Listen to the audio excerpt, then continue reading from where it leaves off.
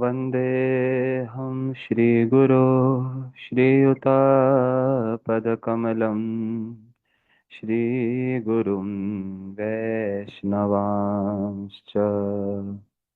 श्रीरूपं साग्रजातं सहगणा रघुनाथान्वितं तं सजीवम् साद्वैतं सावधूतं परिजनसहितं श्रीकृष्णचैतन्यदेवं श्रीराधाकृष्णपादान् सहगणा ललिता श्रीविशाखान्वितांश्च ॐ अज्ञानतिमिरान्धस्य ज्ञानञ्जनशलाकया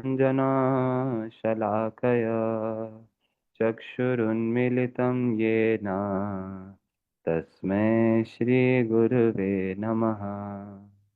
नमो विष्णुपादाय राधिकायै प्रियात्मने श्रीमद्भक्तिवेदान्त नारायणीति नामिने। नमो विष्णुपादाय कृष्णपृष्ठाय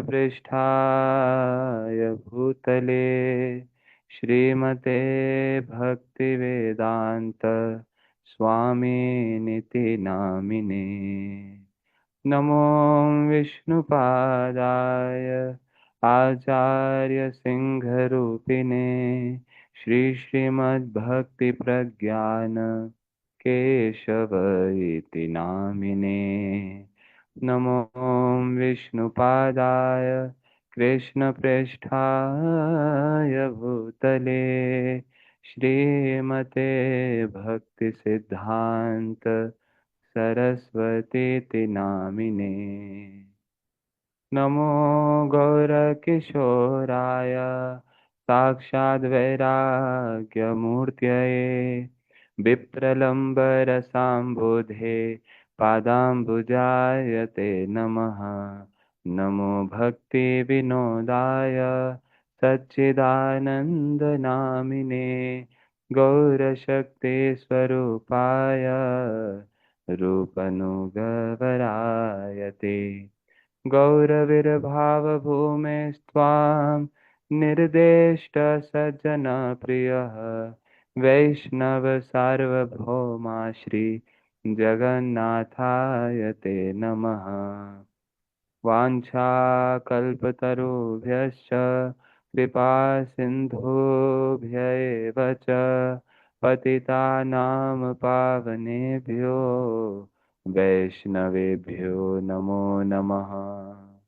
नमो महावदान्याय कृष्णप्रेमप्रदायते कृष्णाय कृष्णचैतन्य नामिने गौरत्विषे नमः। हे कृष्ण करुणा सिंधो दीनबंधो जगत्पते गोपेश गोपिका कांत राधा कांत नमोस्तुते। तप्त कांचन गौरांगी राधे वृंदावनेश्वरी वृषभानुसुते देवी प्रणमामि हरिप्रिये। वृंदाय तुलसी देव्याय प्रियाय केशवस्य च कृष्ण भक्ति प्रदे देवी सत्यवत्यै नमो नमः।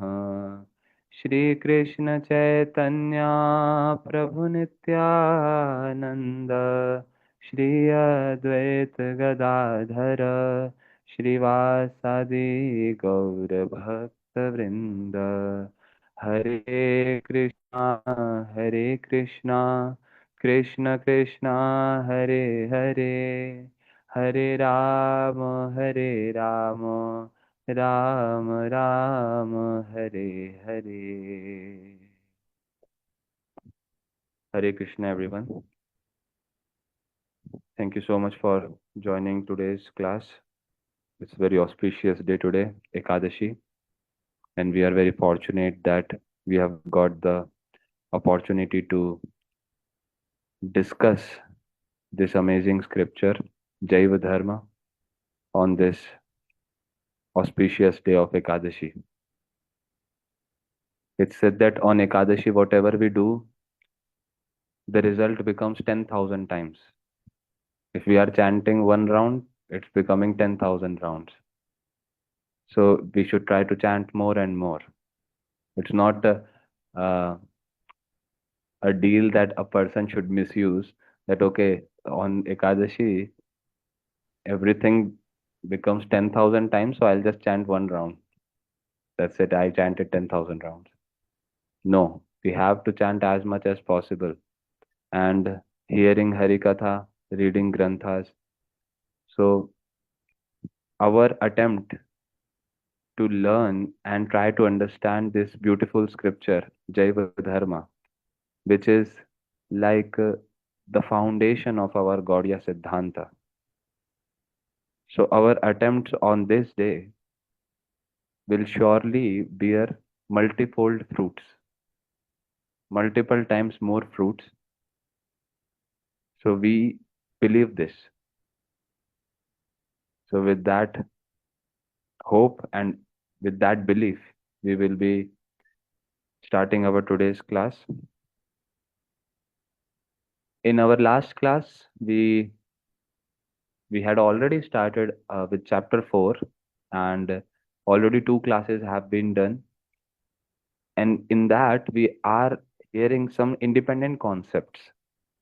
The concepts, the beauty in Jaiva Dharma is that even when I suddenly, in between, I start reading it, or I start hearing classes of Jaiva Dharma, even in between, there are so many topics which are being explained by the Vaishnavas that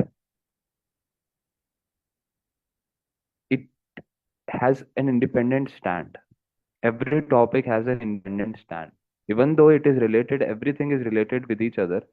But still, even if I want to understand a concept in between, then I can understand it without properly knowing the previous concepts also. I can have a good idea of the newer concepts also. So, one more beautiful point here is that in Jaiva Dharma, there are so many questions and answers.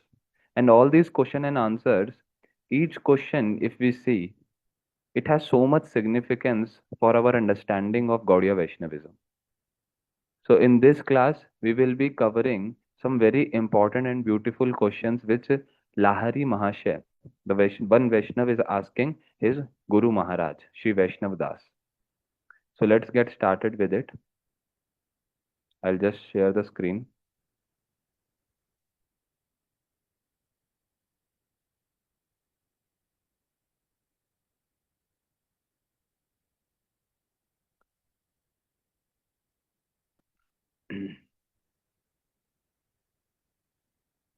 So, in our previous class, we heard about the tendency of humans, how there are different paths in spirituality. So, we heard in good detail about the tendency towards Brahm, the feature of the Brahman feature of the Lord, the tendency towards the Paramatma feature of the Lord, and tendency towards Bhagwan directly.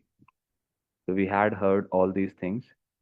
Now, in today's class, we will hear a very important point. This is regarding the fundamental principles of Shuddha Vaishnava Dharma. That what are the fundamental principles? These are the underlying principles on which the beautiful palace of Vaishnava Dharma is standing. This is something which is like a ABCD of Gaudiya Vaishnavism, plus at the same time, this is PhD level. It is all in all, starting from the day one to the final day also. This understanding is very much required. What is that? The fundamental principles of Shuddha Vaishnava Dharma. We all want to follow Shuddha Vaishnava Dharma. None of us wants to follow adulterated Vaishnava Dharma, right? So, while following that Shuddha Vaishnava Dharma, we need to understand that what are the main limbs of it. What are the fundamental principles of it? So the first one is Sambandha Tattva. Sambandh, what is meaning of Sambandh? We all know it's a relationship. So the knowledge of one's relationship with Bhagavan is called as Sambandha Tattva. Then there is Abhidheya Tattva. The means the process by which the ultimate goal is achieved. Then Prayojana Tattva, which is the ultimate goal of Krishna Prem. A Shuddha Vaishnav or a Shuddha Bhakta, a pure devotee, is one who knows these three principles and acts in accordance with them. So, we just heard the most important point here, that to become a pure devotee, to become a genuine devotee of Lord, it's necessary to understand what are these three principles. First principle, what we heard, Sambandha Tattva. See, in this process of Krishna consciousness, in the process of spirituality, we jivas, we souls, we want to attain perfection. What is perfection for us? To reach into the abode of Krishna, where there is no old age, there is no death, there is no disease, there is no birth, there is no suffering, there is no kuntha. That's why it is called Vaikuntha. So we all want to reach there. Now, Sambandh is so much required here to understand. I am the Jiva. What is my relationship with Krishna? If I don't know that relationship, then how will I proceed forward? Without the knowledge of relationship, I will not be able to proceed forward towards Krishna himself. Our relationship is that Krishna is my master. That's the general relationship which is all true. That I am the servant of Lord. I am his part and parcel. So I am related to him as being the servant. Sambandha Tattva means knowledge about this kind of relationship. That who am I, who is Lord, and what is my relationship with him. Now, to understand and develop a relationship, it is very necessary again to know about those two personalities.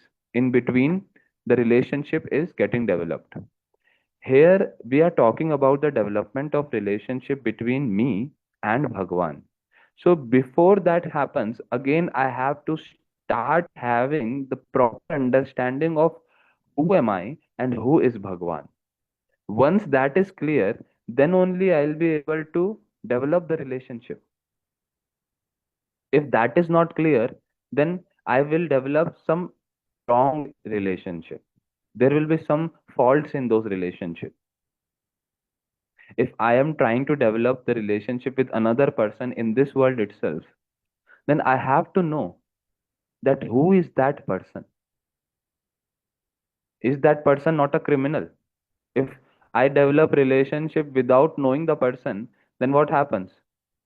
I always put myself in the difficult situation.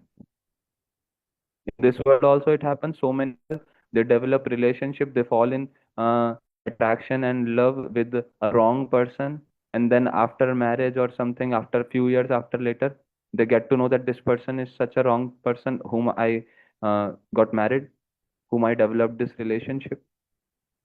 So it's important to know about that person also properly. Then only a real relationship, an everlasting relationship, which does not break, which does not have broken hearts, then only it will be established fully. So, in the same way, while developing the relationship with Bhagwan also, we need to have a proper understanding of Bhagwan. Because in the previous class, we heard that Bhagwan himself has three features, like the sun. Sun has three features. Sun, there is sunlight from the sun. There is the circumference of the sun, that is the surface of the sun. And then third is the core of the sun, which is the inner part of the sun. The real form of the sun comes from the core. Then there is the external surface area, and then there is sunlight, right? Now, a person, different people have different understanding of sun in terms of some people know just about sunlight. They don't have any knowledge about sun's surface and sun's core. But then there are someone who know more about sun, not just sunlight, but also the surface. Then there are some people who know further about the sun's core. So with Bhagwan also, those who have only access to the feature, the Brahma feature of the Lord, which is like the effulgence coming out from the body of the Lord. They say that, oh, the Lord is formless. The Lord does not have any kind of shape. The Lord does not have any transformations.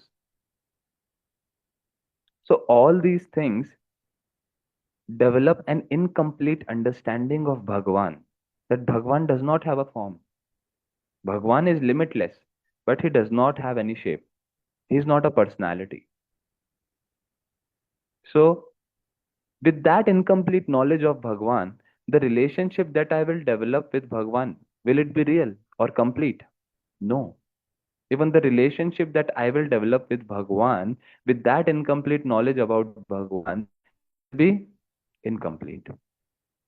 So it's important to understand about Bhagwan, it's important to understand about Jiva, and then only we will be able to get the knowledge of the relationship between Jiva and Bhagwan. So that is first Sambandha Tattva. And who provides this knowledge? That what is your relationship with Bhagwan? Who provides the knowledge of the real identity, the real personality of Bhagwan? That is Sri Guru.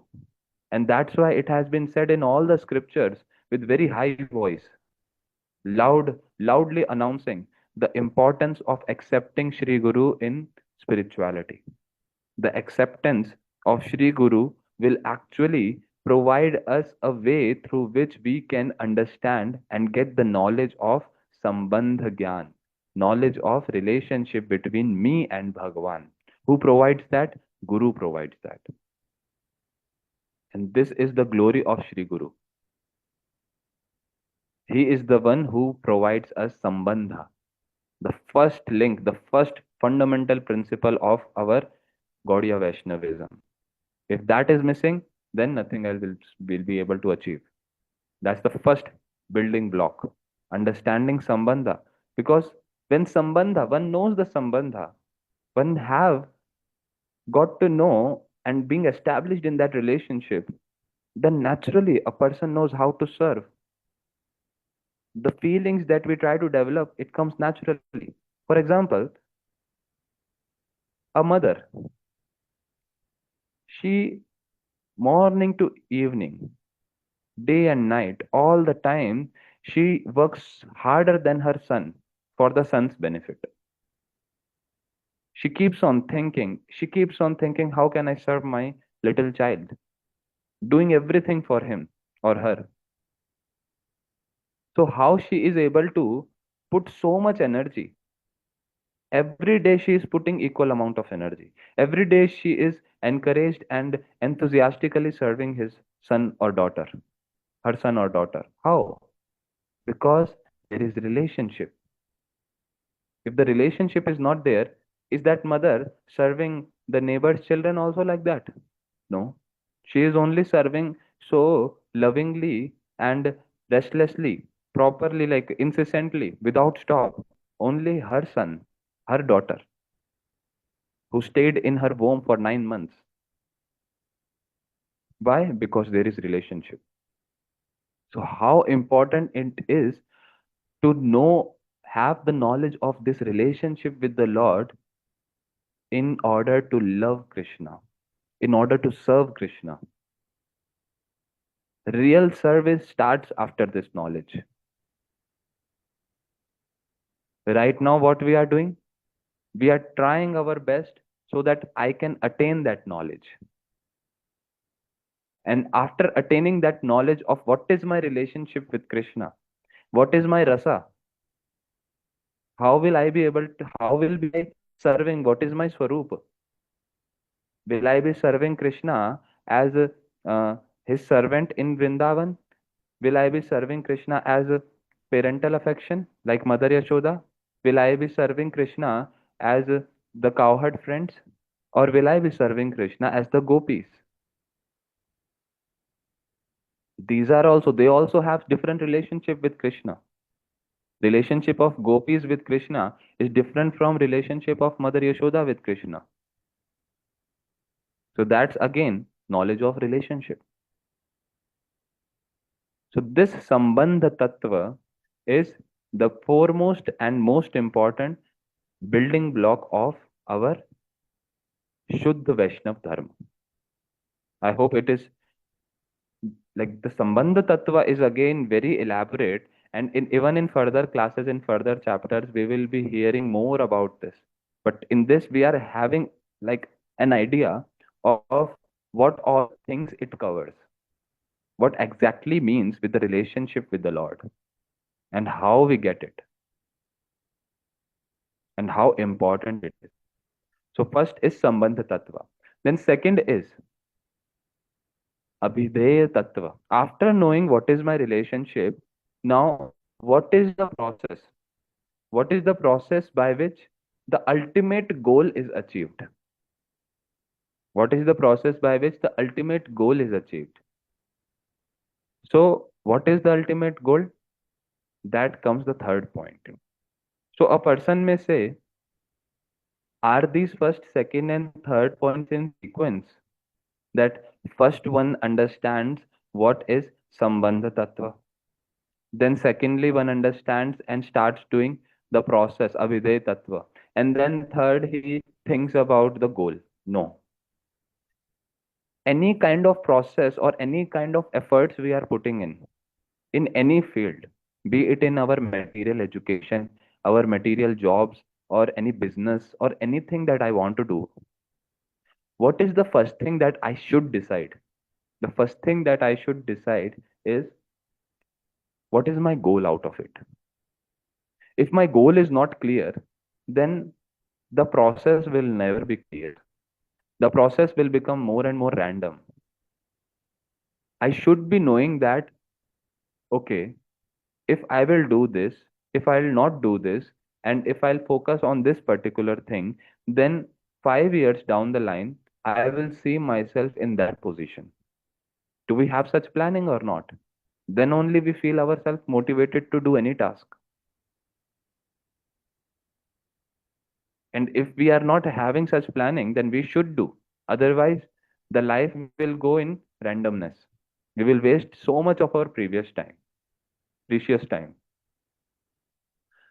So, Abhideya Tattva, it is the process, the sadhana bhakti, all the processes that we are following, Shravanam, Kirtanam, Vishnu Smaranam, Padasevanam, different kind of activities that we are doing in Krishna consciousness, it comes under Abhideya Tattva. So first one is having some understanding of my relationship with Krishna. After understanding that, okay, I am a conditioned soul and Krishna is the supreme personality of Godhead. This is not my home where I belong.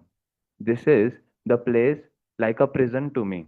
I have been sent here so that I can get corrected. My real home is Krishna's abode. So, understanding all these things is called Sambandha Gyan. Then a person here, he gets to know that what all things should I do? What all things are necessary for me so that I can reach Krishna's abode. And there comes all the devotional activities, all the sadhan bhakti that we are doing here. Then the third point again comes parallelly with this, that what is my goal even in Krishna consciousness? So many people are there who chants, Gita, who hears Hari Katha also, and who do some services also. But when you ask them what is your goal, then they do not know. When you ask them why you are doing all these things, then some people might say that, okay, I want to get liberated from Maya. There is so much suffering here. That's why I'm following Krishna consciousness. But this is not a clear goal. The goal should be as clear as the goal of Arjuna. We all hear this example. Once the guru of all the Pandavas and Kauravas, total 105 brothers, who was the guru? Dronacharya ji. Dronacharya ji, he called everyone for an examination in which he told everyone to take up the bow and arrow and select the target and see the target. The target was the eye of a bird which is sitting on a branch. So Dronacharya told to target that eye of the bird which who is sitting on the branch of the tree. Now everyone is coming one by one. Dronacharya ji is asking Duryodhan, who is standing there with bow and arrow and watching towards that target. Now Dronacharya ji is asking what you are seeing. Duryodhan is saying, Guruji, I am seeing the tree, I am seeing the branches also, and there are so many beautiful flowers and so many beautiful leaves on that branch. I can see the birds flying here and there behind. I can see some fruits also coming out from that tree. So Dronacharya said, stop. Keep your bow and arrow down and you go and stand there. Now another person comes. Another person, when he was asked by Dronacharya what you are seeing, he said that I can see the branch and I can see the bird which is my target. Again Dronacharya said, okay, fine. You keep your bow and arrow down and stand in the queue. Then another person, one of the Pandavas, he was. Then again Dronacharya asked, what you are seeing? He said that I can see the bird standing on the branch of the tree. That's it.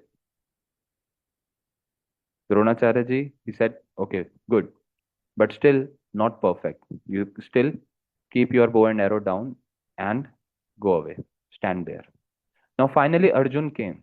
And when Dronacharya ji asked that what you are seeing, Arjun said that I am seeing only the target. The target, that is the eye of the bird sitting on the branch. I'm not seeing the branch. I'm not seeing the tree. I'm not seeing any leaf. I'm not seeing any flower, fruits. I'm not seeing even the bird complete. I am just seeing the eye of the bird, not even the beak of the bird, the neck of the bird, the feather of the bird, not even that.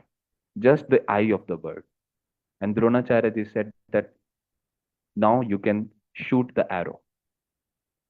And Arjun pierced that eye of that toy bird, which was used for the training.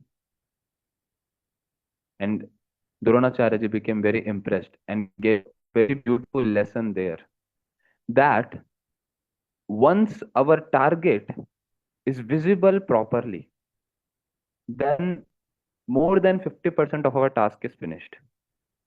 And that same thing Srila Gurudev, Shishimad Bhaktivedanta Narayan Goswami Maharaj Ji, he used to say again and again that once our target, once our goal is clear in Krishna consciousness, why I am chanting, why I am staying in a temple and serving, why I am connected with the devotees, what is the purpose, why I am accepting Shri Guru, why I am supposed to serve Shri Guru, what is the wealth that I'll get from Shri Guru, what is my ultimate goal after doing all these activities, spending so much time and energy here.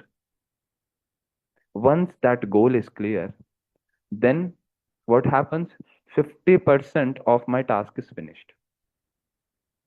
50% of my task get finished just by having a clear goal.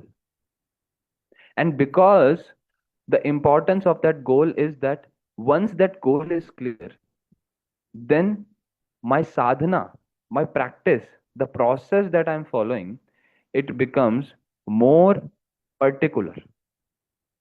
Now my sadhana will not be random. Now my practices will not be random. Because my goal is clear and I am trying to know what all things are required to meet that goal, then my efforts also sync with it. And that is very important. Very important to sink the efforts in the right direction. And this is the reason why, even after many, many years of practice, we don't get the result or the real realizations because we keep forgetting our goal. We keep doing that same chanting, we keep doing that same Bhagavad Gita, we keep doing that same scripture reading, hearing Hari Katha out of routine. That, oh, this is nice. It feels good in my life. So much stress in the material world, all this job and studies, and I really feel good being in, like, sitting in Hari Katha. That's fine. That's a byproduct. You will feel good because you are nourishing your soul. But we should put extra little efforts in being consciously remembering my goal of why I am doing this. What is the goal that I have to achieve from this? Every activity that I am doing, if that goal stays in my mind, then the progress, it becomes very fast. Srila Gurudev again and again he used to say this, that please remember your goal. Do not forget the ultimate goal, that why I am doing bhakti. So this Sambandha Tattva, Abhidheya Tattva, and Prayojan Tattva is the fundamental principle. Through this itself, we can understand that how it is fundamental principle. Because this understanding is required. These principles are required at every moment of my practice of Krishna consciousness. That what is my sambandh, what is my process, what is my goal. Every activity that I do, every single round that I chant of Hare Krishna Mahamantra, my goal should be clear to me. And that's what. Just having a clear goal is not enough. What is the level of the goal? That is again very important to discuss. If someone's goal is, okay, I am chanting Hare Krishna Mahamantra, I am taking the shelter of Shri Guru so that all the problems that are in my life, they get solved, and I just get a very nice, peaceful, and happy, materially fulfilled life. I get so much wealth, so much nice partner, all these things. This is the goal, and it is very clear to me. So, having such goal very clearly is not very appreciable. That's not something that we are trying to understand from this. Having a clear goal is important, but what is the goal? That is even more important. Terrorists have a clear goal that I want to kill everyone. All those who are not in our sect, we will just kill them. They have such a very clear goal and they need to work for that. So that goal is very respectable goal. No. So in the same way, I am taking shelter of Krishna, Guru, Hare Krishna Mahamantra, everything, and my goal is some material thing. My goal is to attain liberation. My goal is to attain the planets and enjoy like Indra. So all this clear, having a clear goal, this is not really useful. Srila Gurudev, he is not just stressing to have a clear goal, he is again and again stressing on what is the goal. Our goal is the best goal, that the best ultimate point where we can reach as a jiva. And what is that? Serving Krishna in the topmost rasa. And in that also, there are so many rasas: dasya ras, sakhya ras, vatsalya ras, and madhur ras. Serving Krishna in madhur ras. And not just that, even in that madhur ras, serving under guidance of Srimati Radharani, becoming the maid servant of Srimati Radharani, Palya Dasi of Srimati Radharani. That's the goal. Such goal, then developing such goal, and then having a clear understanding of what is my goal. First, what is the goal that is important? Such is the goal which Srila Gurudev is giving. And then again and again remembering that this is my goal and whatever I am doing, I want to achieve this goal. And once we start doing this, then the fruits of our sadhana, the fruits of our all the devotional practices, it becomes more condensed, because the efforts now are sinking in proper right path direction. So this is just a brief introduction of all these three fundamental principles, that is Sambandha Tattva, Abhidheya Tattva, and Prayojana Tattva. Now, while understanding Sambandha Tattva, there are a few more points we'll cover here. Let me share the screen. See, Sambandha Tattva, it includes three separate topics. What are that? Maya, Jeev, and Bhagwan. Maik Tattva means Maya. Adhin Tattva, Adhin means which comes under control. Because they can come under control of Maya. They are so tiny, although they are very powerful. Jiva is the part and parcel of Bhagwan, very powerful. But still, because of being infinitesimal, it is prone to come under Maya, under the control of Maya. That's why it is called as Adhina Tattva, Jivas. Prabhu Tattva, the real Supreme Master, that is Bhagwan. So, all these tattvas, they are interrelated. And interrelation itself signifies a sambandha, some relationship. The fundamental regarding the potency that creates bewilderment, we all know that is Maya. And what it creates, it comprises the material world, that is Jad Jagat.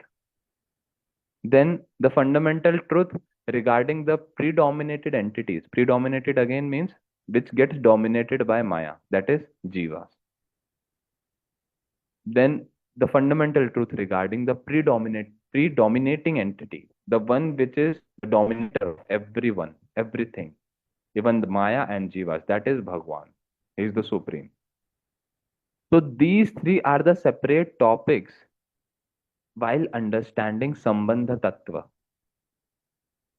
It's like how, let's take here the Sambandha Tattva is comprising the relationship of Ishwar with the Jivas, relationship of Jivas with Jiva and the matter, that is Jiva and Maya with Ishwar, and Ishwar and Jivas with the Maya.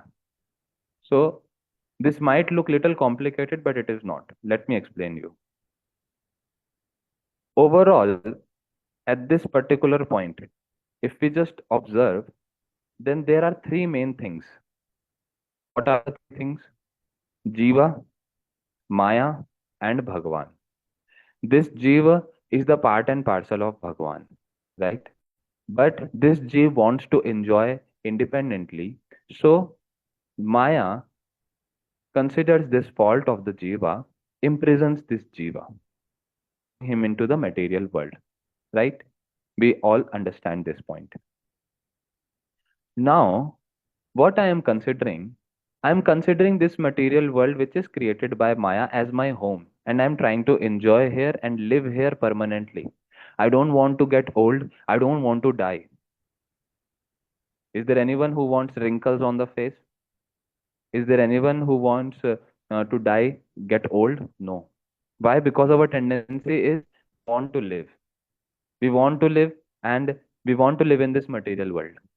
Why? Because I have forgot my relationship with Bhagavan and I have developed a relationship with Maya, right?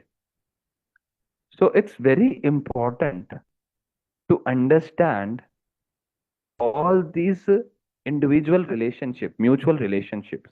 That what is my relationship with Maya? What is my relationship with Bhagavan? What is Maya's relationship with Bhagavan? So all these intermixed relationships, mutual relationships among all these three tattvas, Jiva Tattva, Maya, and Bhagavan. It's very important. Then only one will be able to rightly understand that what is the best relationship for me and what is the best thing for me. Let's understand with the example. A boy, he really, when he is young, he is playing with his friends. But his parents, they keep on poking, they keep on strictly telling him, don't do this, don't do this, don't go late at night, come early at night, and don't really play so much. So they keep on speaking with the boy. But the boy, the friends of the boy, they keep giving him very nice time. They play with him and they jokes with him. So many nice things. So the boy, initially at the young age, what he starts thinking, my parents are not so good. They keep like uh, telling me some things. They keep chastising me. They keep correcting me. They are really boring and they don't really love me, I think. They don't really love me. My friends on the other side, they are so cool. They are so nice. I really love spending time with them. I enjoy with them. We eat outside, we play. So nice. So this boy, he starts developing hatred. He starts having this feeling that the relationship with the parents is not really useful and it's troublesome. But the relationship with my friends is very, it gives me nice time. I really like it. So this is the wrong understanding of the boy because of his immaturity. As the boy matures, he gets to know that, oh, my parents were doing so much for me. Everything that they were saying, it was for my benefit. Even they were chastising for my benefit. They were caring for me. On the other side, these friends, they just are so selfish. As long as I'm spending money on them, as long as I'm available there to play with them, they're happy. But as soon as it comes up to my things that are good for me, they don't really care much. If I'm wasting my time, they let that time waste. They don't really worry about me as my parents do. So that maturity came. Now, the same relationship that I was having before, in which I was not really paying importance to this relationship with my parents, and I'm paying importance more to the relationship that I have with my friends. So when the maturity arises, all the understanding and the importance changes. Now I don't really feel the friends as so important. My school friends, they give me up when I enter into college. Then I lose my college friends when I enter into job. Then I lose my job friends also as soon as I change another job. But with my parents, the relationship is staying. I'm not changing my parents every now and then after a few years.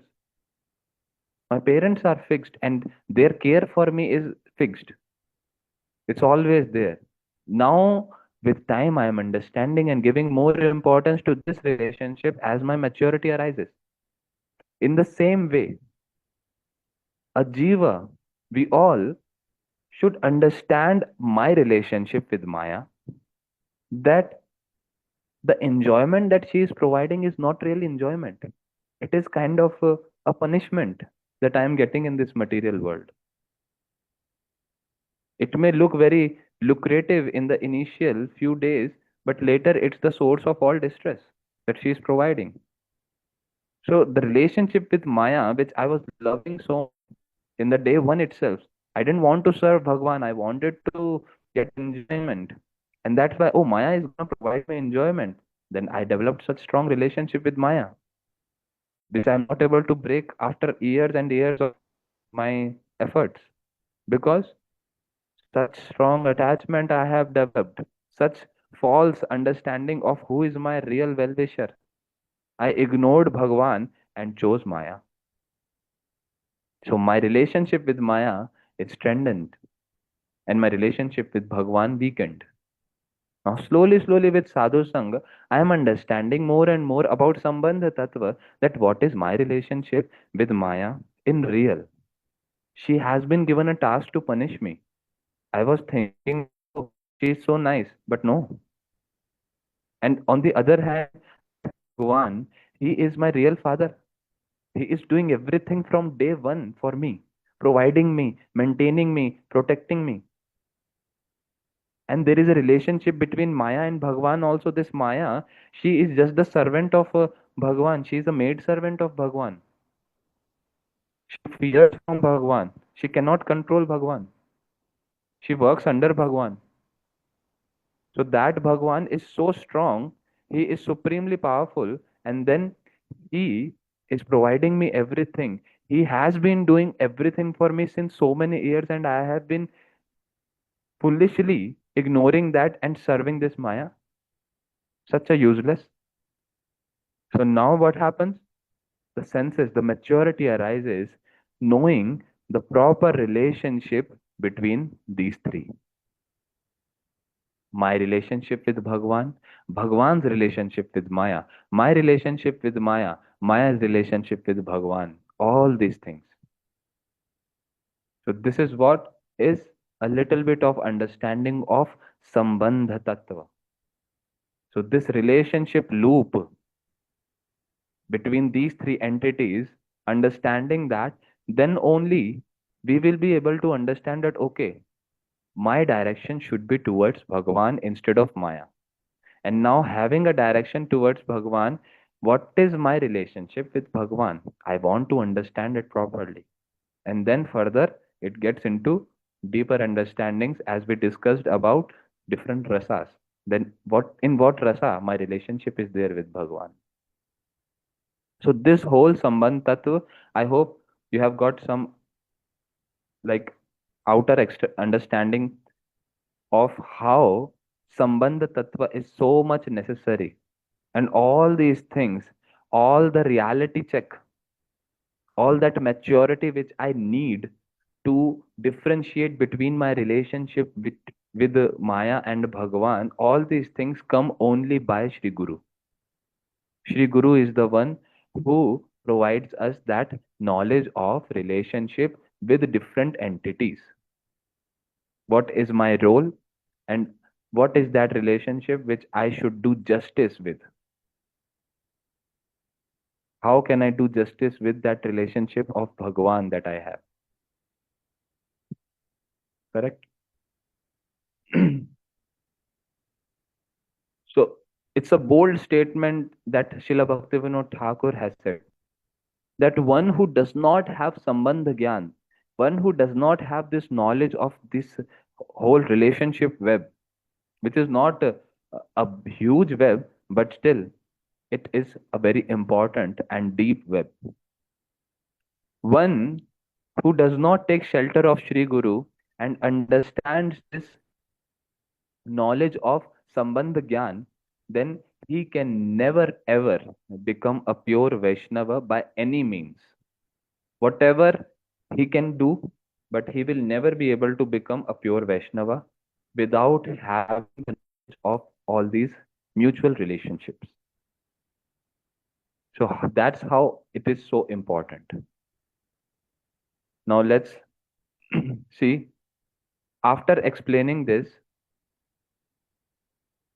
Shri Lahari Mahasaya, he asked some very beautiful questions to Vaishnav Das Babaji Maharaj. And these questions, they provide us a very strong understanding of the foundational concepts. And these concepts are so important that if we do not know this, then anyone would come and start questioning on our practice.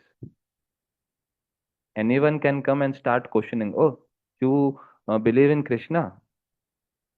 With Krishna, he has taken birth, he has died. Krishna, he is just like a human being. It has been mentioned in scripture. He is just like a human being. God should be limitless, but he is not limitless. He is like a human being. And then what will happen? We will not be able to give answer properly. But we are learning here not just to give answer to others or such questions, but to have our proper understanding of who is my Krishna. How my Krishna, he is supreme in every way.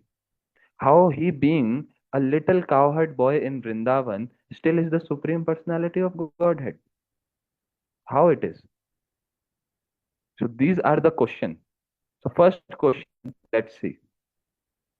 Lahari Mahashaya is asking, he is raising a doubt. Lahari Mahashaya, he is raising a doubt that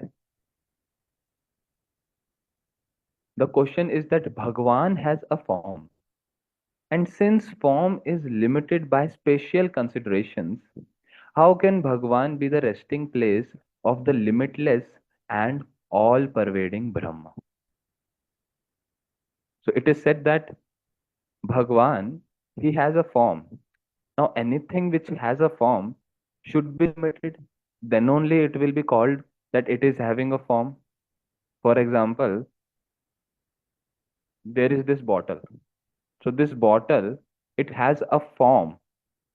Now, it has a form means it has a boundary. It has a shape, it has a boundary. Now, since it has a form and it has a boundary, so what's the point? It is limited. The bottle is limited to this shape inside this. The bottle is not present here. The bottle is present here. It is not present here. So this kind of question is arised towards the Lord also. It is said that, oh, Krishna, he is like 16 years old young boy who has performing so many activities, very nice activities. Now he is Bhagwan and he has a human like form. So that means he is limited. He has a form, he is limited. But we also say that Brahma is unlimited. It is limitless. So how can you say that Brahma, that is limitless, it is actually one of the aspect, it is actually the resting place, uh, like it is one of the aspect of that Bhagwan, which is limited. Bhagwan is limited. He is limited because he is having a form. Because he is having a form, so he is obviously limited. They ask this question. But Brahma, it is everywhere. It is all pervading. So how can that can come inside this limited thing? This is the question. So Shri Vaishnav Das Babaji Maharaj is giving a beautiful answer in Jaiva Dharma by Srila Bhaktivinoda Thakur that Brahma is to be considered important just because it's limitless. Anything that is limitless, is it the most important? For example, even the sky is limitless. Even the sky is limitless. So the sky becomes the best of all. It becomes the most important. Is there anything that the sky cannot do also? Yes. If I want to serve and love sky, if I want to have some exchanges with the sky, I want to feed something. I want to prepare something and feed out of love to sky. So does sky have mouth through which he will be able to eat? No. Sky does not have a mouth. I want to embrace sky. Can I embrace? No. So there are limitations even with that sky. Although it is limitless, but still there are limitations that are coming when I want to reciprocate with that. So Bhagwan, he has a form. Having a form does not actually, having a form does not actually make Bhagwan limited. We all having a form makes us limited because our form is based on material objects. Our this body, the form that I am having, this body is actually made of five material elements: earth, water, ether, fire, air. So all these elements are material elements. And because of that, the form that I am having is limited. But Krishna's form is not limited because Krishna's body is not made of these five elements. Krishna's body is transcendental. It's Sat Chid Anand. It's made from Sat, Chit, and Anand. So Krishna's personality is, although looks like human, but it's not as ours. This is the Dumbest thing if I will say that Krishna, oh, he is also made of these five material elements. He is also under Maya. No, then he is not Bhagwan. But the definition of Bhagwan, the definition of Krishna being the Bhagwan that has been given in the scriptures is that he is the master of Maya and he is Satchidanand. He is Satchidanand Vigraha. That means he is completely transcendental. He is not made, his body is not made of these five material elements. And because he is transcendental, that is why he is present everywhere simultaneously, even after having a transcendental form. It's like the example which has been given is of sun. Sun is present everywhere through his sunlight. We open the window and what we say, oh, let the sun come inside. It's very dark in this room, let the sun come. So is really the sun coming inside my room? No. Sun is coming still through sunlight. In the form of sunlight, he is present. He is coming. But still, the real form of sun is there. The sunlight does not have a form. That's true. But the sun has a form. And who is more important? Sunlight is more important or the sun is more important? That sun has a form and it is limited. Externally, if I am saying that sun has a shape, right? The sun has a shape. We see the sun, it's round shaped. It has a shape, it has a form. The sunlight that is coming out of it, does it has a form? No, it does not have a form. So, which is more important? Sunlight is more important, which is very vast, limitless, and does not have a shape. So, that sunlight is more important, or the sun is more important, which is limited also, which is having a shape also. Who is important? Obviously, sun is important because sun is the cause of sunlight. In the same way, this Brahma, the Brahma that we are talking about, which is limitless, all pervading Brahma, is like the effulgence coming out from the limbs of Krishna, like the sunlight coming out from sun. And that is why,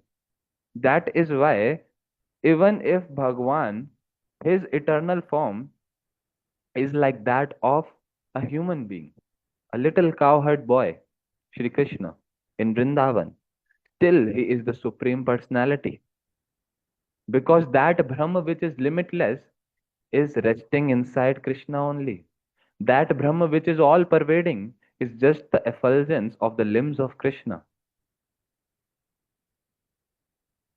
So it is very important to understand this point here that just being formless and limitless does not actually states that it is important and it is supreme. No. Instead, it is necessary for the Lord to have a form. Why? Because then only and then the Lord can overcome all limitations. For example, as we just discussed, the sky. I cannot feed food to sky. I cannot embrace sky, but I can embrace Krishna. Krishna has no limitations like this, as the sky has. Being limitless, the sky still has these limitations. Then that I cannot love sky, but I can love Krishna. I can feed Krishna with my own hands. I can embrace Krishna. I can put my head on the shoulder of Krishna. I can play with Krishna. So all these reciprocations are possible, and Krishna, he is accepting that with his real form. I will not be able to actually reciprocate with Krishna if he is just limitless, if he's just like a sky, all pervading. So Krishna has actually mercifully taken his eternal form like this of a medium-sized human being. This has been stated. Madhyam Adhikar in Chaitanya Charitamrita it has been stated. That Krishna has taken very mercifully, has taken Madhyam Adhikar, means medium size, which is not too big like sky, plus also not too tiny. If I want to really feed ants with my hand, will I be able to feed? No, ants are so small. I cannot even see their teeth, cannot see their mouth also. If I want to do any loving exchange with ants, I can do? No. So Krishna has taken a perfect form through which can have proper reciprocations. So Bhagwan having a form is not actually a limitation, but a speciality. Him having a beautiful form and qualities is a speciality. Another very important point. People say that Bhagwan has no form. Oh, Bhagwan is limitless. Why you worship Bhagwan with all these forms and all? Bhagwan has no form. If Bhagwan has no form and he is the cause of all this creation, then how everything that we see here has a form? This mic stand has a form, this laptop has a form, this phone has a form, everything has a form. Myself has a form. Who has created me? Bhagwan has created everything. Bhagwan has created me. Bhagwan has created this beautiful landscapes, this beautiful waterfalls, trees, such a perfect design.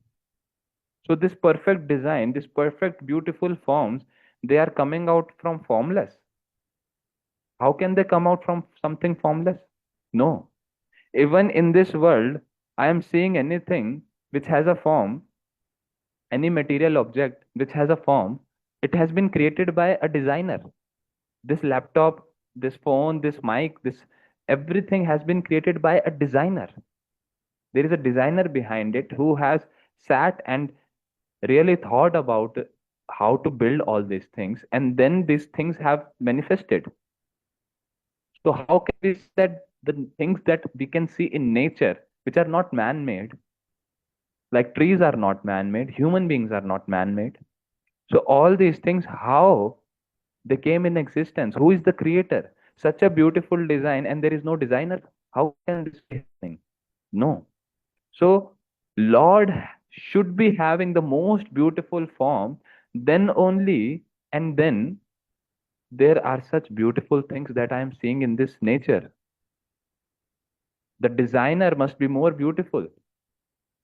The designer's form must be so supreme. So all these concepts that, oh, the Lord is limitless and still everything exists like this, which has such a beautiful form. The Lord is formless, shapeless, qualityless. These are not complete understanding of the Lord. It's like just understanding the sunlight and not the sun. In the same way, understanding the effulgence of Krishna, but not Krishna himself. Who is that great personality? So the time is already 2:05.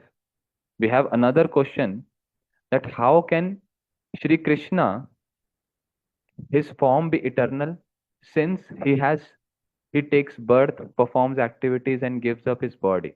Okay, this question is again similar to the previous question. I will take up with that question in the next class. Let me just summarize this, that what we have heard. Shri Lahiri Mahashaya is again asking the similar kind of doubt, that okay, fine. I understood that the Lord, even being limited, even having a form, he still has all the specialities, and he is having a transcendental form. And then also, he is able to reciprocate, and he is still more important than the formless, limitless Brahma. I can understand this. But how to understand the scriptures? How to understand the words that are written in Vedas, Mahabharata, and different Shastras? That the Lord also takes birth like human beings. He also takes birth. He also perform activities like human beings, and he also dies also.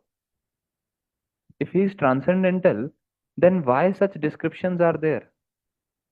Why such descriptions have been given that he takes birth and he dies also? Anything that is transcendental never takes birth, never dies. And how it is happening? So this question is arised by Shri Lahari Mahashay. Very beautiful question. Each question which he is arising is actually the question of the millennium.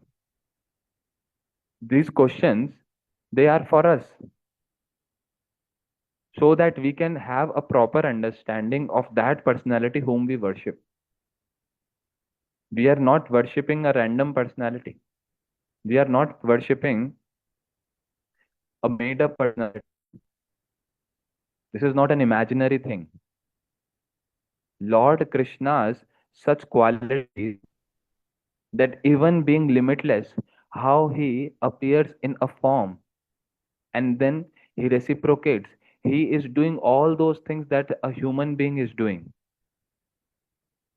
like a human being. So these things make him more glorious. It is not that these things reduces his glory and bring him on the level of human. That's what people say. After reading Mahabharata, after reading scriptures, so many people, they say that, oh, Krishna, he was an historical personality. Ramji was an historical personality. They were very great human beings. Like there are great human beings here also who do very great work, freedom fighters who do very big tasks, very intelligent, very politically strong. So Krishna, he's also a great politician. He was also very clever, and also he was like a magician. He was like a magician. So this is what Shakuni, the maternal uncle of Duryodhan, Shakuni, he used to think of Krishna. He used to think that Krishna is a magician. He is a normal human being who has a very strong understandings of magic, and through magic he actually do whatever he wants. He do very difficult tasks and all these unnatural, supernatural tasks. So this is the understanding that the people, they start developing by independently reading Shastras and Mahabharata, that oh, Krishna is also taking birth. He is performing such weird tasks. He is stealing the garments of the gopis, and he is dancing with the wife of other men. He is stealing butter from the house of other people. These are the things which ordinary people do, very bad people do. So Krishna also is a human being, and it's just that he is a very intelligent. He is like a magician who knows how to do things and fulfill his tasks. So everyone worships him because he is great in that sense. It is just that he's just an historic personality. So this is what the understanding that gets developed even after reading all these Mahabharata and scriptures without proper guidance of Guru Vargas. So it's very important for us that how we approach this process. It's very important to understand that personality whom we are worshipping, that Shri Krishna. So these questions are very useful because it is making our own understandings much more clearer. How Krishna, even being like coming and being like a having a form, looking like a limited personality, still is limitless, still is completely transcendental, still is the controller of everything in and out. So, with this, we conclude our class. The second question that has been arised about Krishna's birth and everything, we will understand it properly, the answer of it, in our next class. That how, even after taking birth, even after having such mentions in Mahabharata and all, which are not false, they are true. It is just that we are not able to understand. The people who read it directly, they are not able to understand as it is about Bhagavan simply by reading. We are fortunate that we are getting this knowledge in the proper Guru Parampara, through which we are able to see those subtle differences and really get deeper into those words that are mentioned into Mahabharata and other scriptures, which talks about the Lord's birth and Lord's uh, death also. Externally, a person say like this only, oh, he took birth and then he died. People say this. Krishna died by some arrow got hit on his ankle. So like this. So these questions, it's very important for us to discuss and properly understand the tattva of the Lord. Hare Krishna. Vancha kalpatarubhyascha kripa sindhubhya eva cha patitanam pavanebhyo vaishnavebhyo namo namah. Dhanvat pranams to everyone. Thank you so much. We conclude today's class. Hare Krishna.